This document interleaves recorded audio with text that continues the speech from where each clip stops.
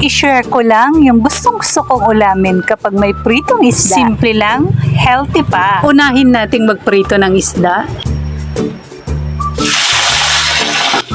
Takpan natin para hindi magtalamsikan yung mantika. Tapos iwanan muna natin to ng saglit. Ito yung seaweeds na binili ko. Ito paki-comment below kung anong tawag dito sa klaseng seaweeds na to. Ko alam basta seaweeds lang alam ko. Sa boso ata. Kagabi ko pa to binili. Hindi siya yung tipong mabilis magtubig. Kaya okay lang siya. Tapos nilagay ko siya sa ref. Pero kalahati lang ilalagay ko dito. Kalahati lang kasi ang kaya kong ubusin. Kuha ako ng kalahati. Marami na to. Itong tirang kalahati, babalik ko ulit siya sa ref. Kagaya ng sinabi ko kanina, hindi ito madaling malusaw. Uulamin ko na lang ulit to bukas. Lagyan na natin to ng mainit na tubig.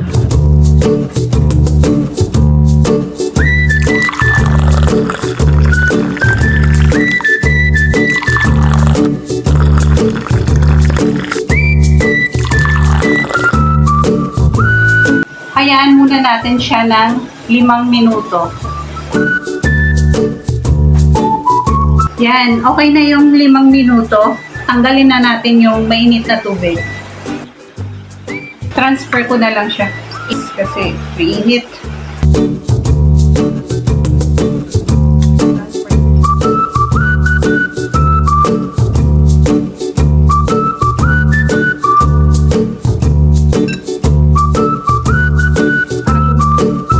Huwag nating isama to. Minsan sumasama to lumot siya sa dagat din to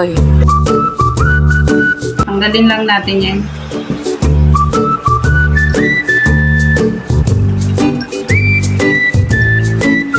Yan, natanggal na lahat. Siya, kakainin na natin na ganito pero hiwa-hiwalayin natin dahil kumpul-kumpul siya. Ayan.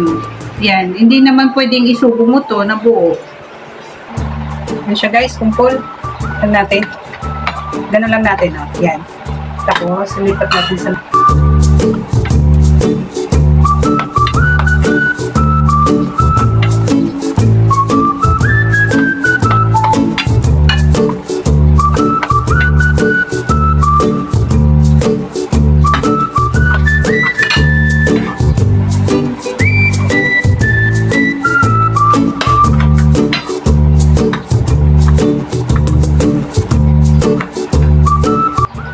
Yan.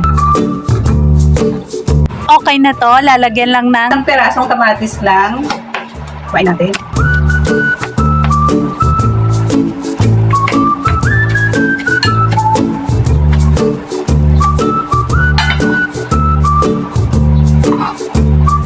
Ayan siya guys. Haluin ko lang. Ganyan lang. Kamatis lang nilalagay ko. Wala nang suka. Pero kung gusto nyo naman ng may suka, kayo po ang bahala. sakto lang, tapos na rin tayo magprito ng isda. Kakain na. Kahit anong klaseng isda, basta prito, saktong-sakto yan, partner ng ating seaweeds.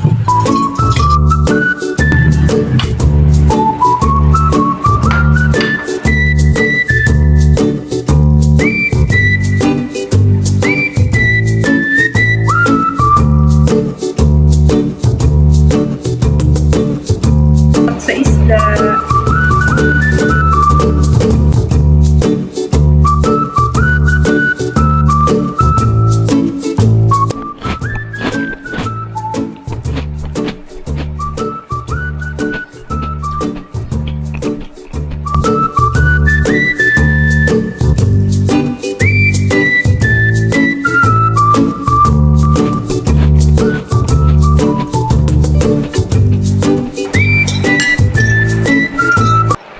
Lagay na natin to lahat. Last one.